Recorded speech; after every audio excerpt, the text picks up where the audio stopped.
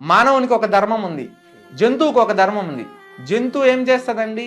ఒక మృగం ఉంది, తన ధర్మం ఏంటి? వేటాడి తింటది, తన ఆకలి తీర్చుకోవడానికి. జంతువు ధర్మం వేరు. రాక్షస ధర్మం ఏంటి? ఒకరిని పీడించి వారి రక్తాన్ని తాగడం, ఒకరిని హింసించడం రాక్షస ధర్మం. ఇట్లా వీటిలో కలియుగంలో మనకి అధర్మం 3 పాదాల్లో ఉంది. కాబట్టి ఇప్పుడు ఈ దుష్ట చేయిష్టాలన్నీ జరుగుతూ ఉన్నాయి. భగవంతుని అవమానిస్తున్నారు, భగవంతుని నిందిస్తున్నారు. ఇప్పుడు ఉన్నటువంటి ఈ భారతదేశం ఏదైతే అఖండ భారతదేశం ఉందో ఎంతో ధర్మమైనది. ఎన్నో స్థల పురాణాలు, ఎన్నో విశిష్టతలు, ఎన్నో వైభవాలు, అంత పవిత్రమైన ప్రాచీనమైనటువంటి కట్టడాలన్నీ కూల్చేసేశారు. ఇప్పుడు చూస్తున్నటువంటిది ఇప్పుడు మనం కేవలం 0.0001% చూస్తున్నాం. సనాతన ధర్మం అనేది ఇన్ఫినిటీ. టెక్నాలజీ లేని కాలంలోనే మన దగ్గర టెక్నాలజీ ఉపయోగించారు. అంత పవిత్రమైనటువంటి గుళ్ళ పైన ఇప్పటికి కూడా ఉంటాయి. బొమ్మలలో ఒక్కొక్క గుడికి ఒక్కొక్క చరిత్ర ఉంది. ఆ విధంగా లక్షాంతరమైన గుడిల్ని అనేది ధ్వంసం చేసేశారు. మన చరిత్ర అనేది మనకు చూపించట్లేదు. అసలైనటువంటి చరిత్ర అనేది మనది హైందవ సనాతన ధర్మ చరిత్ర అనేది చాలా పెద్దది.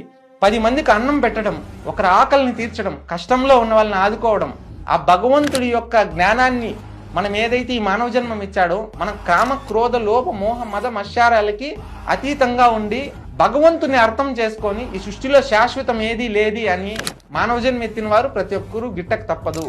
కోరికలు అనేది ఉండకూడదు. మనకు భగవద్గీత అదే చెప్తా ఉంది, రామాయణము అదే చెప్తా ఉంది, అష్టాదశ పురాణాలు అవే చెప్తా ఉన్నాయి, మన ఇతిహాసాలు అవే చెప్తున్నాయి, సంస్కృతి అదే చెప్తుంది.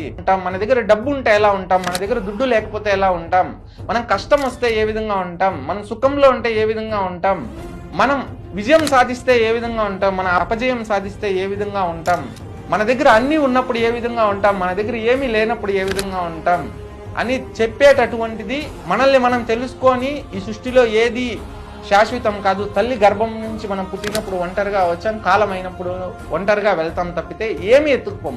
కానీ జనన మరణాల మధ్య గల బ్రతికి ఏదైతే ఉందో ఇది ఒక హైందవునిగా మనం జన్మించినప్పుడు, మన సనాతనమైనప్పుడు, సనాతన ధర్మంలో మనం సత్యాన్ని, ధర్మాన్ని, వేదాన్ని ఈ 3 పాదాలని పట్టుకొని మనం ముందుకు నడచాలి. దానము, ధర్మము, దైవము, ఆధ్యాత్మిక చింతనలతో మన మానవ జన్మని మనం సన్మార్గంలో సత్ప్రవర్తనతో ముందుకు తీసుకొని పోవాలి. అది సనాతన ధర్మం.